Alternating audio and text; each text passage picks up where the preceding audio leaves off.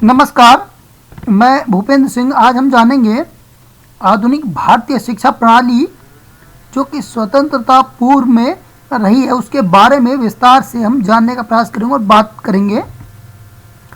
आधुनिक भारतीय शिक्षा जो प्रणाली है उसको दो कालखंडों में बांटा जा सकता है।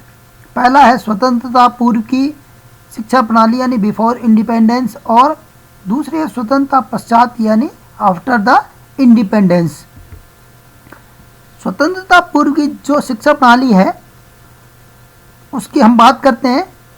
ऐसे तो भारत में पुर्तगाली, डच, अंग्रेज, डेनिश, फ्रांसीस और स्वीडिश कंपनियों ने अलग अलग हिस्सों में राज किया, लेकिन भारत की शिक्षा प्रणाली को स्वतंत्रता प्राप्ति तक ईस्ट इंडिया कंपनी ने सर्वाधिक प्रभावित किया, जो कि ब्रिटिश ईस्ट इंडिया कंपनी थी। वर्ष 1757 ईस्वी से जब ब्रिटिश ईस्ट इंडिया कंपनी ने भारत में अपना राजनीतिक सफर प्रारंभ किया, तब से लेकर स्वतंत्रता प्राप्ति तक विभिन्न परिवर्तन भारतीय शिक्षा प्रणाली में किए गए।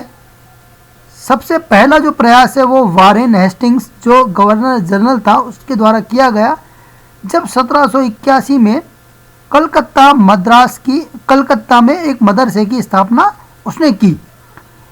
उसमें अध्ययन के इस्लाम धर्म के परंपरागत तरीकों को लागू किया। इसी के साथ सन 1792 ईस्वी में जोनाथन डंकन ने बनारस संस्कृत कॉलेज की स्थापना की, जिसमें संस्कृत पढ़ाई जाती थी और संस्कृत उच्चारण से सारा कार्य किया जाता था।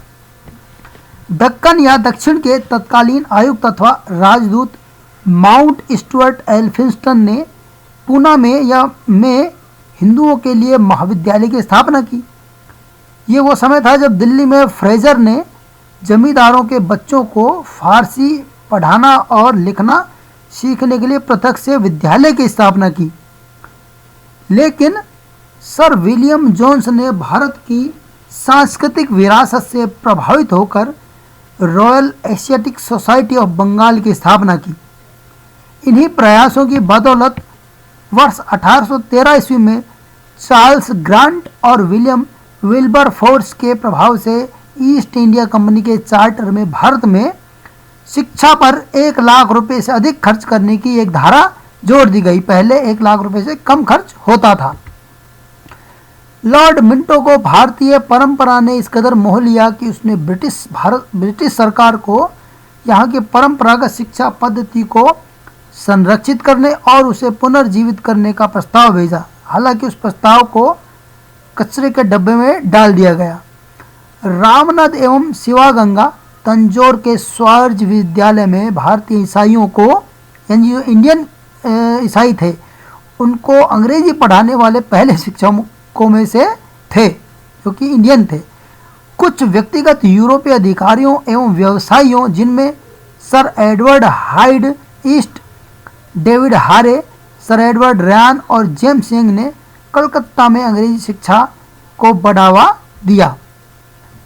इन प्रयासों के फलस्वरूप कलकत्ता में सन 1817 में हिंदू कॉलेज और बॉम्बे में सन 1827 ईस्वी में एल्फिंस्टन कॉलेज की या संस्थान की स्थापना हुई।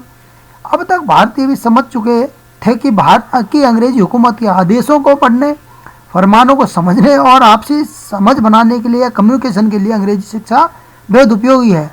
भारतीयों में अंग्रेजी शिक्षा के प्रति सकारात्मक समझ राजा राम मोहन राय से मानी जा सकती है। इसी के साथ बहुत बहुत धन्यवाद।